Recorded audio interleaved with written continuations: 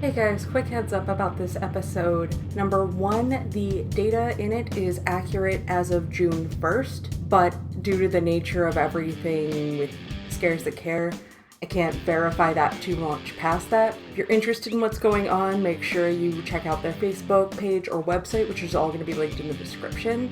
And two, this is going to be a very text-heavy post, just because there's so much awesome stuff, I can't cram it all into one episode. So this was a way to try and get kind of everything out there. If you know of another horror-based charity, by all means, please shout it out. I'm always more than happy to look at different horror topics, and especially unique ones, because most people wouldn't think the horror community would be big enough to have its own charity. This is founded by Joe Ripple, who is a retired Baltimore police officer and also retired horror director. He also makes a point of trying to shake everybody's hand when they enter in the convention, but I'll give more on that later. He would definitely want me to get off talking about him and talk about the fabulous things and people that are working with this charity. It is a official 501c3 charity, which in tax codes means they are a non-profit organization and they have been approved by the IRS for tax-exempt status. Their main overarching goal is to provide money, toys, and other items to help sick children, but they have two offshoots under the same Scares That Care banner. There's Scares for Pairs, which helps women fighting breast cancer. They have also partnered with Kate Hodder, who is a big staple with I Helped Kane. As some may or may not know, Kane Hodder is a stuntman, an actor, and he does an insane amount of horror films, but he's also a burn victim. His Substack specifically focuses on children who suffer from serious burns. This organization is also 100% volunteer, which means Joe's not taking a paycheck, the volunteers aren't taking paychecks, the volunteers are what they are. They are there unpaid out of the goodness and kindness of their heart. Same with board members. And just while I'm speaking about money, I want to clarify, I am not receiving anything for doing this video. All that happened here is I reached out to Joe and said, hey, I want to do a video about Scares That Care. He said, all right, and I'm going to run it through the board before it goes out. That's all the involvement that's happening here. They're not paying me. This is just 100% because I believe this is an awesome cause and I believe more people should know about this. Scares That Care specifically reaches out to the horror community because it was a massive untapped market. Speaking completely in stereotypes here, a lot of people don't look at horror fans as a necessarily inviting, warm-hearted, giving bunch. But there are a lot of horror fans, and no one was really trying to fundraise with them, at least in this area, until Scares That Care came around. And they can go to horror conventions, they fit right in because it's horror themed, it's horror based, it's with people that are in and understand the community. So everybody blends, everybody works, and people can give. I first heard about Scares That Care on upcoming horror movies, and it just so happened I was going to Horror Find a week or so after I saw that. They mentioned they had a booth, so I specifically went and tracked it down, and that was the first time I gave to them. And since then I've developed a bond and a rapport with them and kept giving. The way that they take donations is via PayPal, eBay, which has their little charitable give back program. They're listed there. Amazon Smile. They are listed through Good Search. You can register with them. Also Facebook. Their Facebook's incredibly active and they do monthly drives. With them, what you do is you donate in $5 increments. You don't have to donate in $5 increments, but they run them like raffles. So each $5 you give essentially buys you a ticket. They randomize it and pop out a list. I think it's somewhere between 10 and 15 winners. And you get to select prizes, most of which are horror themed, autographs, paraphernalia, props. I've seen a lot of vendors at their convention, which I'll get to later, that donate items. So they again still keep with that horror theme. The only month they don't do the $5 raffle is in December. The reason being is in 2015, Scares That Care started up a toy drive. It was initially to help one family in need, and at the end, it helped 52 kids and their families, 2 women's shelters, as well as Ronald McDonald House. It reached well past, so that's become the tradition now. Instead of doing a raffle in December, take the money you would have donated and donate toys to needy children or families in need, because I also see a big push of everybody making sure the kids at least have winter wear. A lot of times when families are in need, that is a need, where the kid's wearing something outdated or it's just a little too weather worn to make it through another season.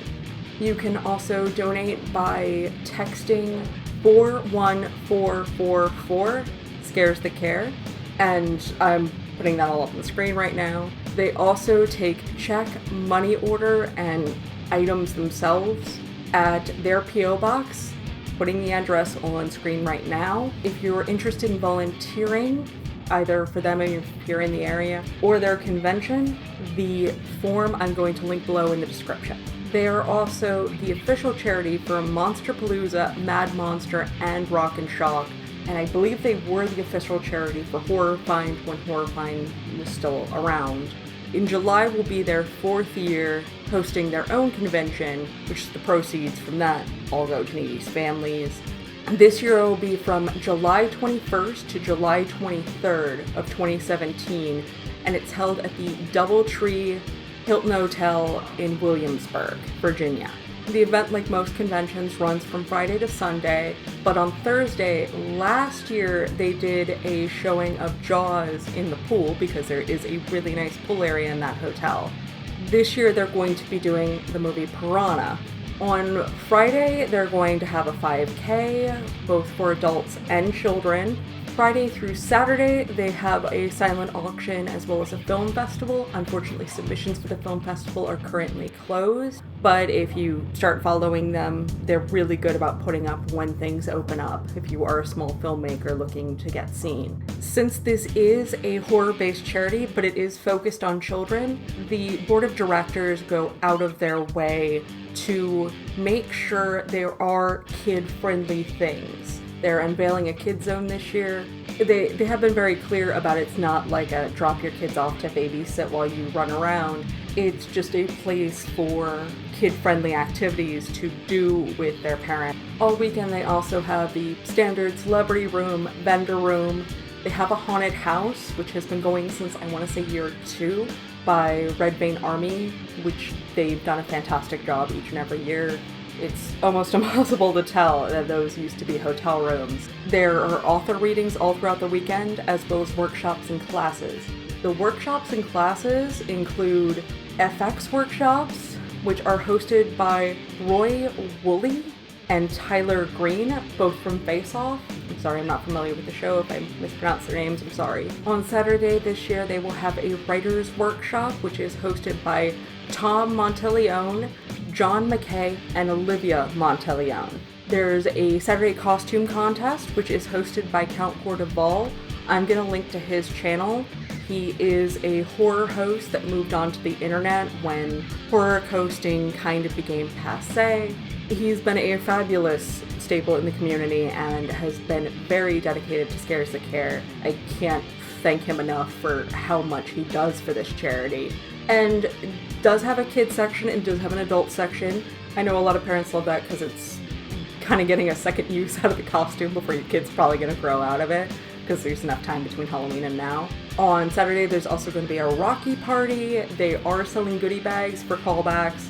There's certain items that had to be barred last year. I'm not sure how it's going to work this year, but it was things that were actually possibly going to cause some serious damage. And it was kind of a compromise with the hotel from my understanding. Also, Sunday, they have a kid zombie hunt, which will be the second year for that. They just kind of run around with Nerf guns, shooting at zombies, because that's adorable. Come on now. They also have trick-or-treating for the kids, which I believe is on Saturday. And the board of directors is very adamant about this, and all the volunteers are as well. Absolutely no child will ever be turned away for not having a costume. They do not exclude kids just because they might not have a costume, they might have outgrown it, not had the money or the time or something to make one. No kid is going to get left out. Because of that, they still get to run around to all the vendors and get candy. Again, all of the proceeds for this convention go straight to families as much as they can. Much like any other charity, yes, they have overhead. The hotel we're with is fantastic. They do go above and beyond, but costs are costs, so bills have to get paid, unfortunately, before checks can be sent home to families. Specifically, they try and help one person from each branch, so 3 people a year is what this charity has always strived to do. This year, we have Jane, who is the sick child recipient. When she was on her 4-month well visit, her pediatrician discovered she had a murmur.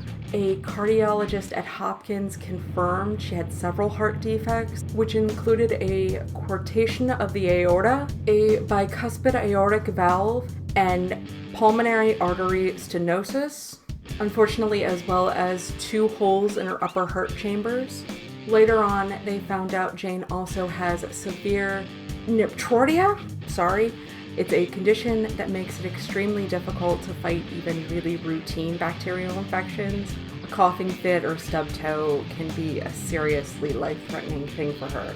She also has a speech delay, so she can only use small handfuls of words, which can be a little frustrating because it's hard for her to communicate what she needs and how to help and feel better and things like that. But by all accounts, she is still just a sweet little girl, nothing but smiles and giggles. She's adventurous and stubborn and just a fantastic sense of humor. And that's a big thing with this charity. If you see the picture I'm putting up, it's not a hospital picture. They make an effort in any situation where it's available not to use hospitalization pictures with the tubes and everything running in and out. The philosophy here is they can guilt you into making a donation. Like, you can see a picture of a sick child and you can feel bad, and you can give them money because you feel bad. Or they can build a relationship with you and have you keep donating because you honestly believe in what's happening here.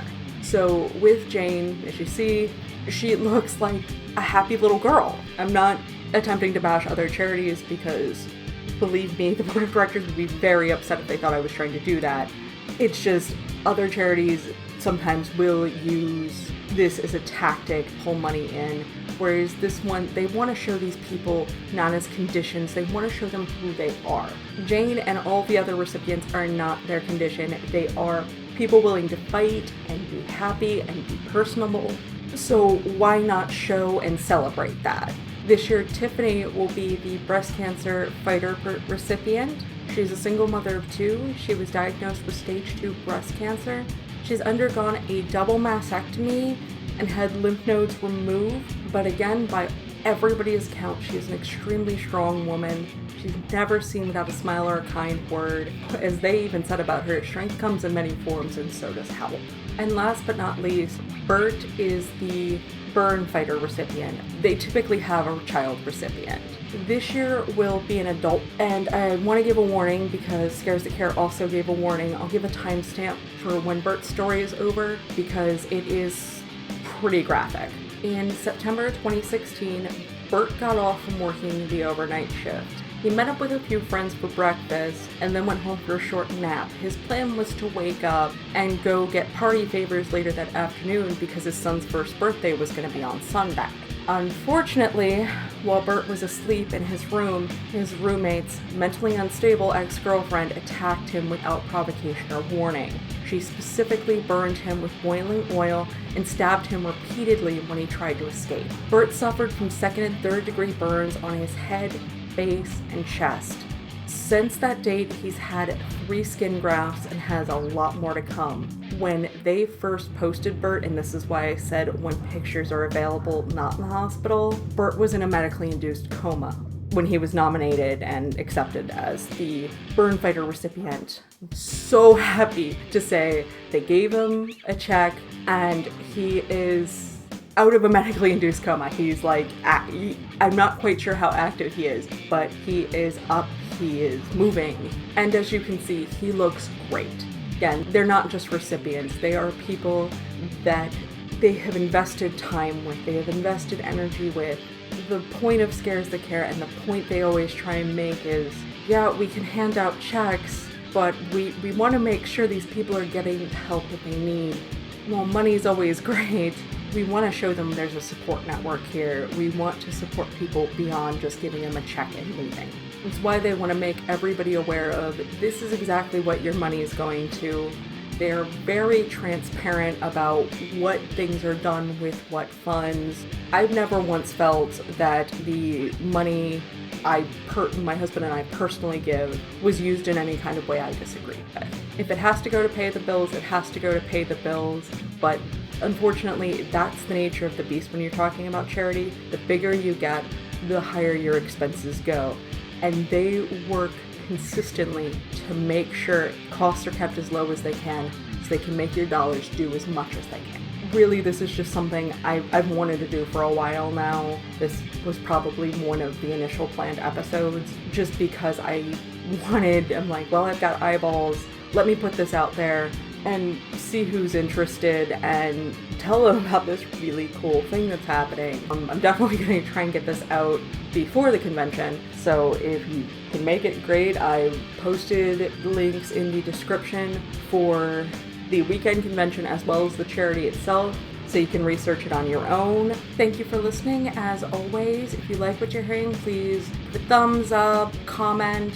This time I'm actually gonna put a share in there because I really want more people to find out about this charity. So if you could share it, that would be fabulous. It's less for me and more for, hey, these are great people doing great work. And I just love for more people to know about that and to talk about something good instead of all the bad stuff we normally talk about. Thank you.